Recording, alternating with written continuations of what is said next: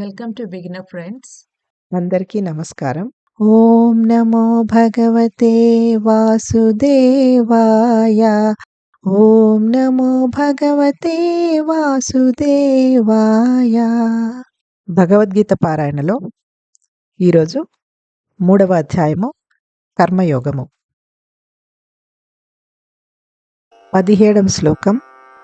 యస్త్వాత్మరతిరేవ స్యాదాత్మా తృప్తశ్చ మానవః ఆత్మన్యేవ చ సంతుష్టస్తస్య కార్యం న విద్యతే. తాత్పర్యం: కాని ఎవరైతే ఆత్మయందే రమింతురో, జ్ఞానోదయులై ఆత్మయందే సంతుష్టులుగా ఉందురో వారికి ఎట్టి కర్తవ్యమూ ఉండదు. బాహ్య వస్తువుల కోసం కోరికలను త్యజించిన వారు మాత్రమే ఆత్మయందు రమిస్తూ సంతుష్టులుగా ఉండగలరు.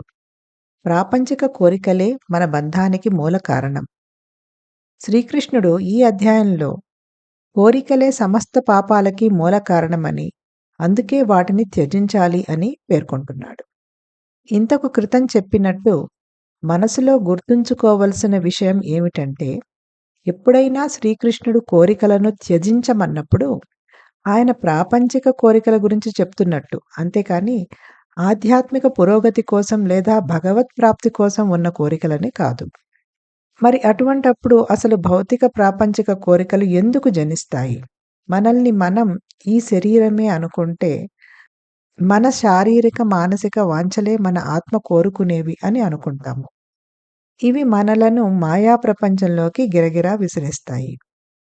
జ్ఞానోదయమైన వారు ఆత్మ అనేది భౌతికమైనది కాదని, దివ్యమైనదని, అందుకే నాశనము లేదని తెలుసుకుంటారు. నశ్వరమైన ప్రాపంచిక వస్తువులు ఏవీ నిత్యమైన ఆత్మదాహాన్ని తీర్చలేవు.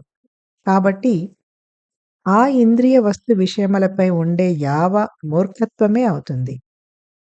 ఈ విధంగా ఆత్మజ్ఞానులైన మహాత్ములు తమ మనస్సుని భగవంతుని యందే సంయోగం చేసి తమలో తాము అంతులేని ఆనందాన్ని అనుభవిస్తారు.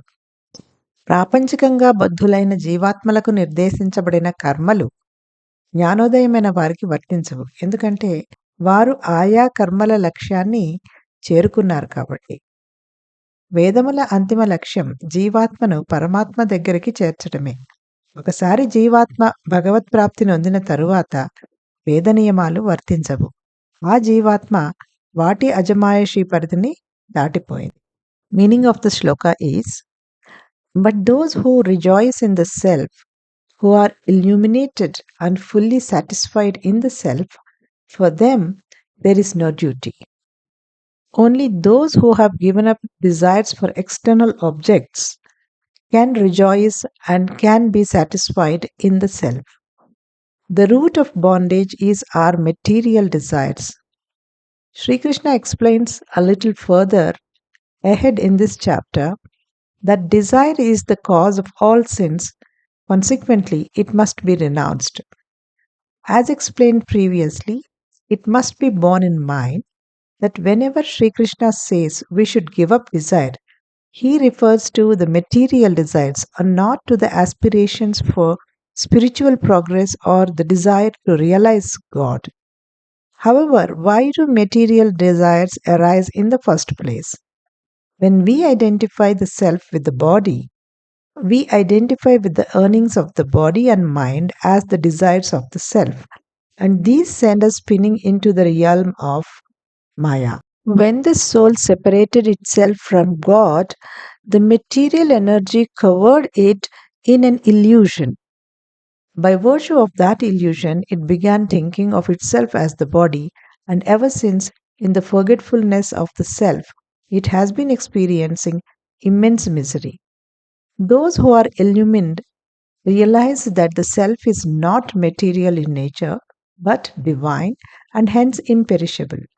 The perishable objects of the world can never fulfill the thirst of the imperishable soul, and therefore it is a folly to hanker after those sense objects. Thus, self-illumined souls learn to unite their consciousness with God and experience His infinite bliss within them. The karma or the duties prescribed for the materially conditioned souls are no longer applicable to such illumined souls because they have already attained the goal of performing such duties. The goal of the Vedas is to help unite the soul with God. Once the soul becomes God realized, the rules of the Vedas, which help the soul to reach that destination, no longer apply. The soul has transcended the area of jurisdiction of the Vedas. Vedas are there to help unite the self with the Supreme Self. When God realization takes place, the task of the Vedas is over. Such an enlightened soul is no longer obliged to perform the Vedic duties. Om Namo Bhagavate Vasudevaya.